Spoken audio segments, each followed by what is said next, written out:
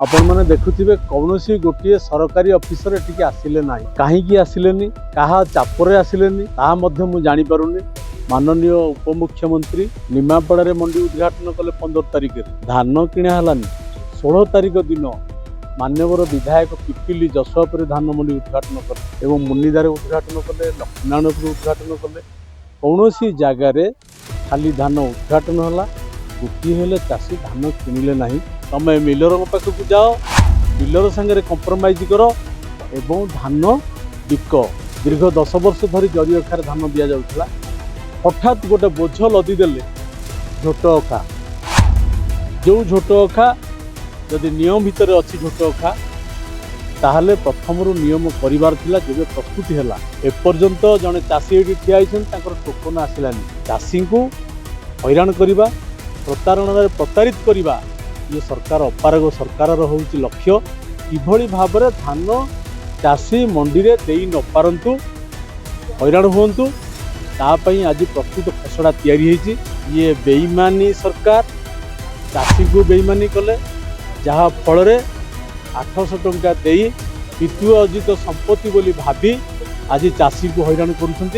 Target आसूची आज्ञा समुद्र को संख्ये आम सोसाइटी रे 342 जन चाषी पंजीकरण आपण मानक माध्यम रे मो समस्त वरिष्ठ अधिकारी को सूचाई देवा चाहे गोटे चाषी जदि ता धान दबा वंचित हुए बाध्य होई समस्त चाषी को नहीं राजरास्ता को जीव। पुरी जिले में प्रथम मंडी खोला जाउथिला पिपिल ब्लॉक 23पुर ठारे खोला जाउथिला प्रथम मंडी दुर्भाग्यर विषय आज मंडी शेष में खोला जाउची 23पुर ठारे। आपण माने देखुथिबे कौनसी गोटे सरकारी ऑफिसर एटिके आसिले नाही काहींकी आसिलेनी काहा चापरे आसिलेनी ताहा मध्य मु जानि पारुनी। मु समस्त की अनुरोध करिथिली एवं फोन करिथिली मु एवं मोर संपादक आमे फोन करिथिलु आज केही गोटे एठिकी आसिले नाही। मंडी उद्घाटन हला आम समवाय समिति आम चाषी मानक पाई आमे आज मंडी उद्घाटन कलु 23पुर रे दीर्घ 1.5 मास डेरी रे मंडी आज उद्घाटन हला।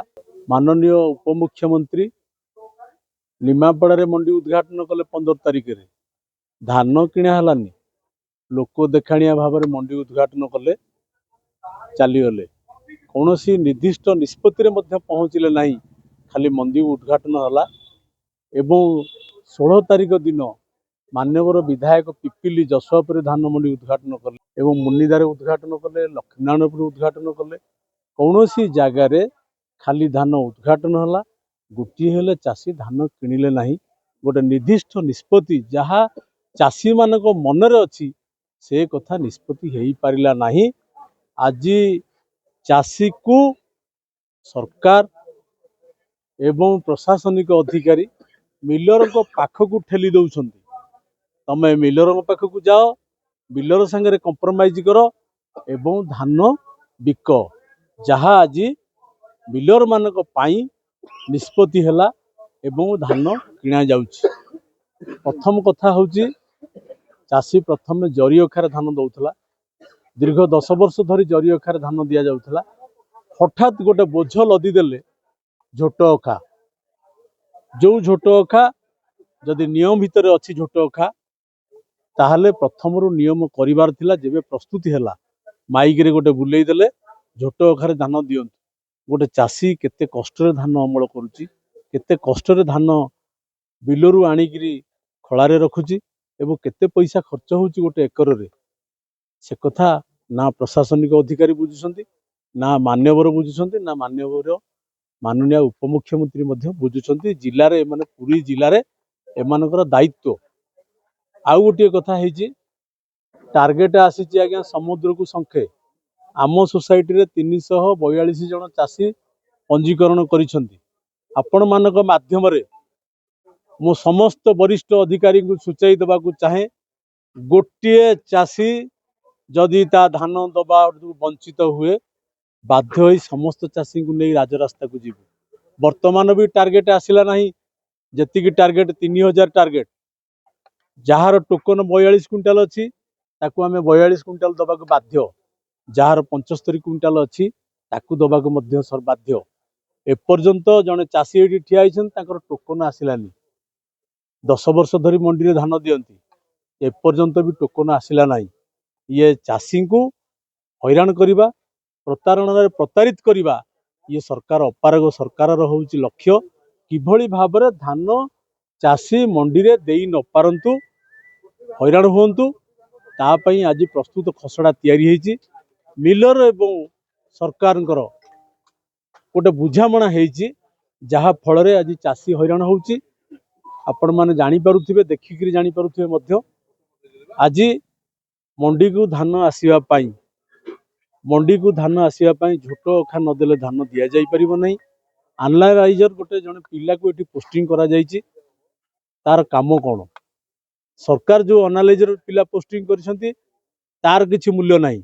मिलर जे एनालाइजर अछि सी जो ग्रेज कहबो से धानटा होची ठीक धान से धान किनिबे राज्य सरकार। एई भली व्यवस्था भितर ये चाषी को हैरान करवा ये बेईमानी सरकार चाषी को बेईमानी कले जहा फल रे 800 टंका देई पितु अर्जित संपत्ति बोली भाभी आज चाषी को हैरान करुछंती एवं चाषी आज असुविधार सम्मुखीन होबाकू जाउची। जदि समस्त चाषी धान किणा न जाए टार्गेट सोसाइटी की न आसे बाध्य होई आज चाषी अंचलवासी तरफ चाषी तरफ आमे बाध्य होई राजरास्ता को जीवु। समस्त चाषी धान किणवार आवश्यकता आसी समस्त चाषी जो मंडी में धान देवे तार व्यवस्था करिवार योजना भितर रही। ये हूँ आज मंडीर धान किणवार लक्ष्य।